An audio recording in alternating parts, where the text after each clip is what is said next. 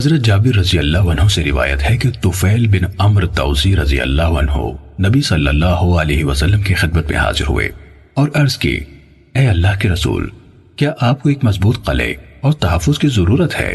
روایت کرنے والے نے کہا، یہ ایک قلعہ تھا جو جاہلیت کے دور میں بنو دوس کی ملکیت تھا۔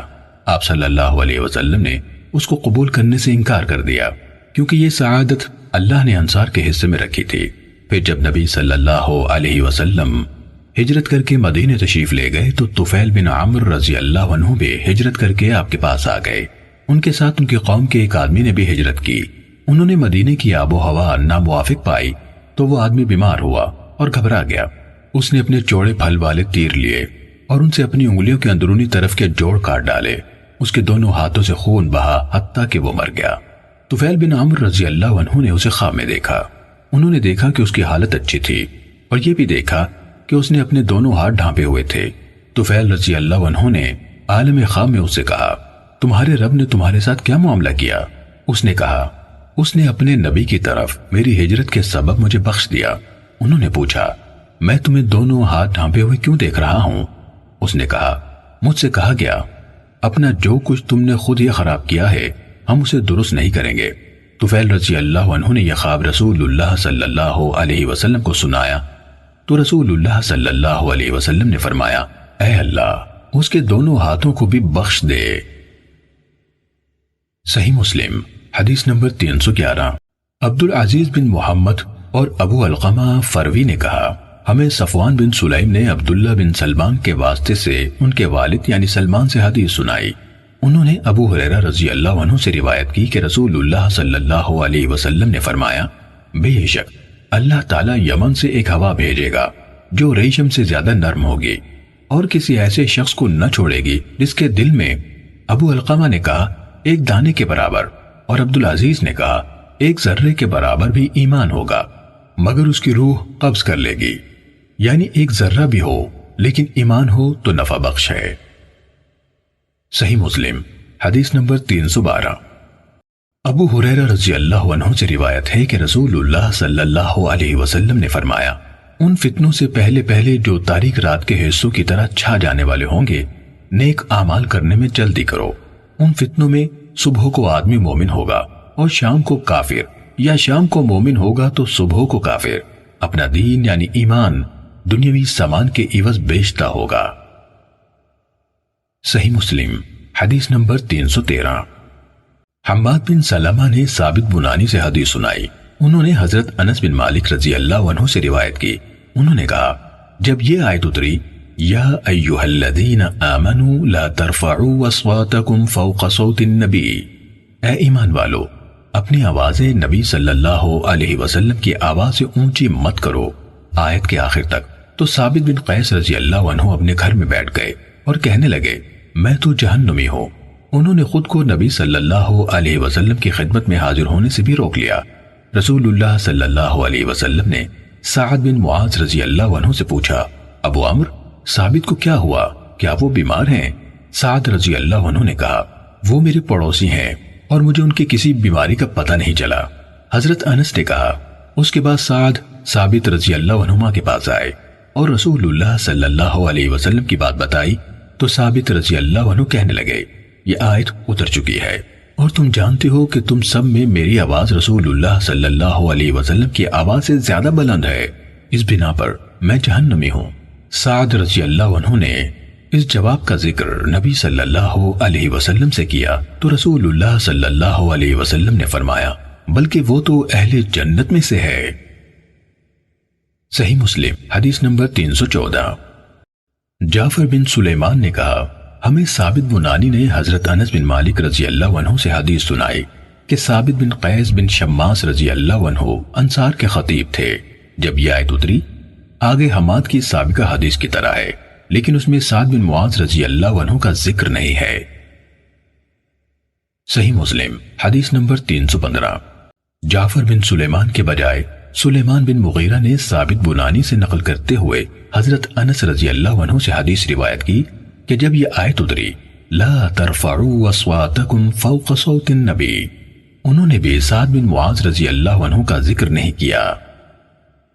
صحیح مسلم حدیث نمبر 316۔ معتمر کے والد سلیمان بن طرخان نے ثابت کے واسطے سے حضرت انس رضی اللہ عنہ کی روایت بیان کی کہ جب یہ آیت اتری، آگے گزشتہ حدیث بیان کی لیکن سعد بن معاذ رضی اللہ عنہ کا ذکر نہیں کیا اور یہ اضافہ کیا، ہم انہیں اس طرح دیکھتے کہ ہمارے درمیان اہل جنت میں سے ایک فرد چل پھر رہا ہے۔ صحیح مسلم حدیث نمبر 317۔ منصور نے ابو وائل سے اور انہوں نے حضرت عبداللہ بن مسعود رضی اللہ عنہ سے روایت کی کہ کچھ لوگوں نے رسول اللہ صلی اللہ علیہ وسلم سے عرض کی، اے اللہ کے رسول، کیا جاہلیت کے اعمال پر ہمارا مواخذہ ہوگا؟ آپ صلی اللہ علیہ وسلم نے فرمایا، تم میں سے جس نے اسلام لانے کے بعد اچھے عمل کیے اس کا جاہلیت کے اعمال پر مواخذہ نہیں ہوگا، اور جس نے برے اعمال کیے اس کا جاہلیت اور اسلام دونوں کے اعمال پر مواخذہ ہوگا۔ صحیح مسلم حدیث نمبر 318۔ وکیع نے اعمش کے واسطے سے ابو وائل سے اور انہوں نے حضرت عبداللہ بن مسعود رضی اللہ عنہ سے روایت کی کہ ہم نے کہا، اے اللہ کے رسول، ہم نے جاہلیت میں جو عمل کیے کیا ان کی وجہ سے ہمارا مواخذہ ہوگا؟ تو آپ صلی اللہ علیہ وسلم نے فرمایا، جس نے اسلام لانے کے بعد اچھے عمل کیے اس کا ان اعمال پر مواخذہ نہیں ہوگا جو اس نے جاہلیت میں کیے، اور جس نے اسلام میں برے کام کیے وہ اگلے اور پچھلے دونوں طرح کے عملوں پر پکڑا جائے گا۔ صحیح مسلم حدیث نمبر 319۔ اعمش کے ایک اور شاگرد علی بن مسیر نے اسی سند کے ساتھ مذکورہ بالا روایت بیان کی۔ صحیح مسلم حدیث نمبر 320۔ ابن شماسہ مہری رحمہ اللہ سے روایت ہے، انہوں نے کہا، ہم عمر بن عاص رضی اللہ عنہ کے پاس حاضر ہوئے، وہ موت کے سفر پر روانہ تھے، روتے جاتے تھے اور اپنا چہرہ دیوار کی طرف کر لیا تھا۔ ان کا بیٹا کہنے لگا، ابا جان، کیا رسول اللہ صلی اللہ علیہ وسلم نے آپ کو فلاں چیز کی بشارت نہ دی تھی؟ کیا فلاں بات کی بشارت نہ دی تھی؟ انہوں نے ہماری طرف رخ کیا اور کہا، جو کچھ ہم آئندہ کے لیے تیار کرتے ہیں یقیناً اس میں سے بہترین یہ گواہی ہے کہ اللہ کے سوا کوئی معبود نہیں اور محمد صلی اللہ علیہ وسلم اللہ کے رسول ہیں۔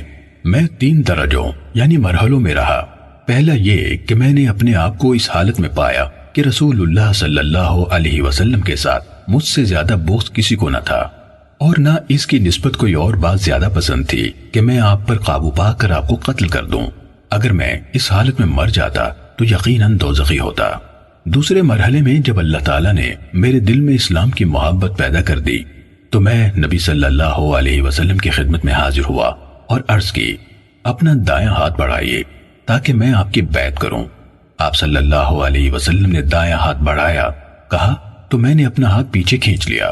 آپ صلی اللہ علیہ وسلم نے فرمایا، عمر، تمہیں کیا ہوا ہے؟ میں نے عرض کی، میں ایک شرط رکھنا چاہتا ہوں۔